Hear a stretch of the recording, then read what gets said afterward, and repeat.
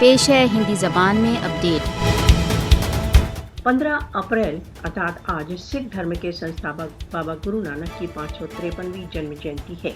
सिख समाज के महान संत बाबा गुरु नानक का जन्म पाकिस्तान के पंजाब प्रांत में ननकाना साहब में हुआ था। सिख धर्म के संस्थापक बाबा गुरु नानक मानवीयता के लिए एक महान व्यक्तित्व हैं।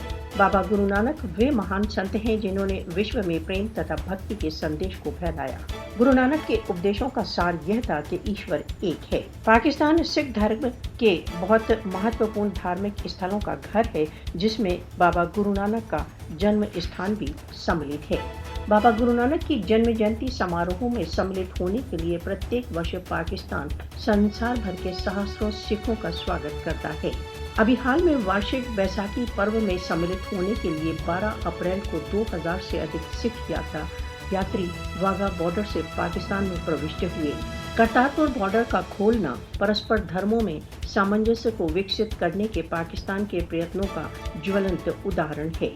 सिख धार्मिक यात्रियों के लिए वीजे की उपलब्धि तथा करतारपुर बॉर्डर का खोलना धार्मिक अल्पसंख्यकों के प्रति पाकिस्तान के सद्भाव की अभिव्यक्ति है।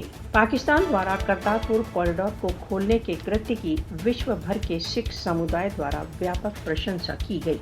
सिखों सहित भारत में सभी धार्मिक अल्पसंख्यकों को आरएसएस बीजेपी नेतृत्व के हिंदू अतिवादियों के हाथों भीषण अत्याचारों का सामना है।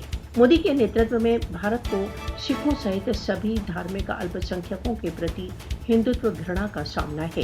हिंदुत्व अन्य धर्मों पर हिंदू धर्म के प्रभुत्व का उपदेश देता है।